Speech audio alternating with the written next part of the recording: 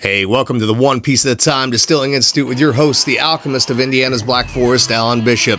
Hey, this channel is all about home distilling and legal distilling. If you've got questions, reach out to us in the comments below, social media, or via bishopshomegrown@gmail.com. And don't forget to check out thealchemistcabinet.com.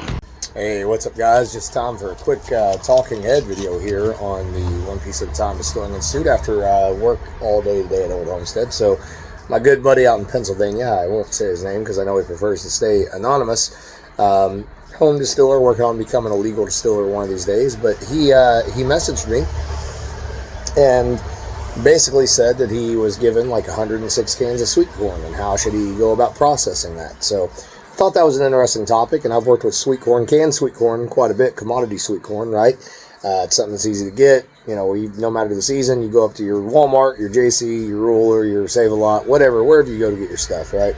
And get you some canned sweet corn, and you can make you some sweet corn whiskey with it. And it turns out pretty good, or sweet corn moonshine, whatever you want to do.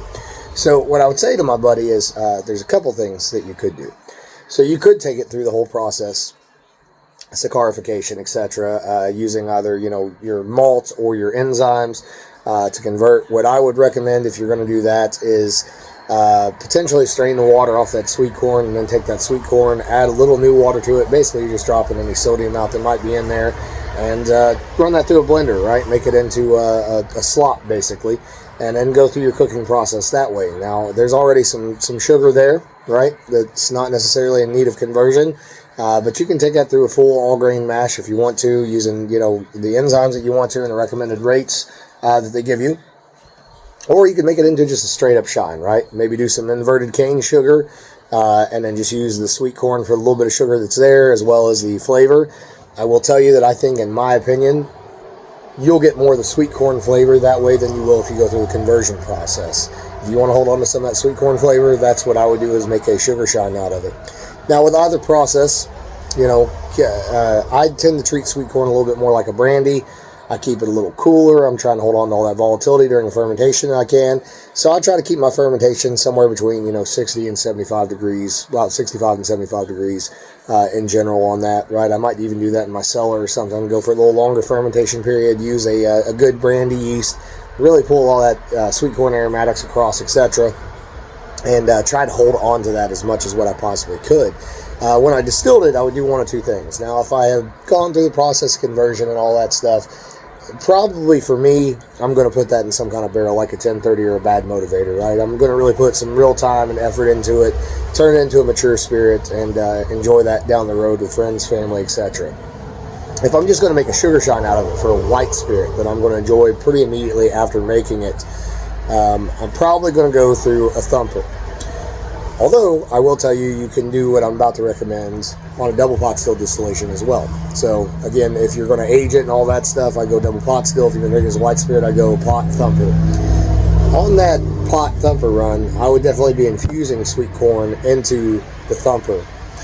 You'll be able to pull a lot of really nice aromatics off there, a lot of really nice flavor off of there. But you can do the same thing on a double pot still run, even for maturation, with a gin basket. Throw a gin basket up on top of your still, and throw you some sweet corn up in there. I've done that many times, and vapor extract that sweet corn and pull some of that sweet corn flavor across that way as well. The other thing that you could do is to make a Geist, and I think this is probably the best option of all. So let's say with the sugar shine, with the pot and the thumper, that you've infused the thumper with sweet corn, run that distillation, pull that spirit off, make a really tight hearts cut. No heads, no tails whatsoever. Keep it as clean as you possibly can, right?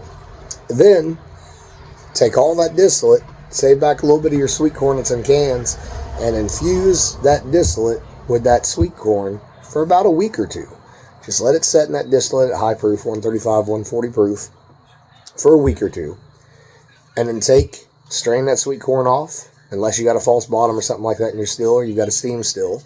Put all that liquor back into your still, proof it down to 80 so you don't have an explosion hazard, and rerun it. Maybe even take that sweet corn that you took out of the liquor and put it back either into your thumper or into a gin basket. That way you can extract all that alcohol that's also in that sweet corn. That's going to give you a really, really nice corn liquor as far as your flavor goes, as far as your aromatics go.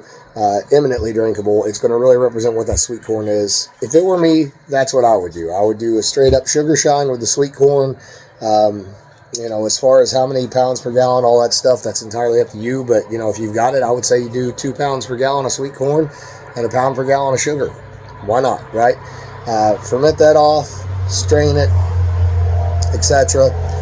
Run that in the still with a pot, with a thumper, infuse with that thumper as much sweet corn as you can into that thumper. Collect all that as clean as it can be, no heads, no tails whatsoever.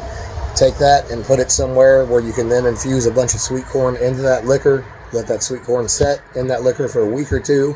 Then take and redistill that with the sweet corn that was infused into your thumper or into a gin basket. Make good heavy duty cuts again. I think you'll be golden.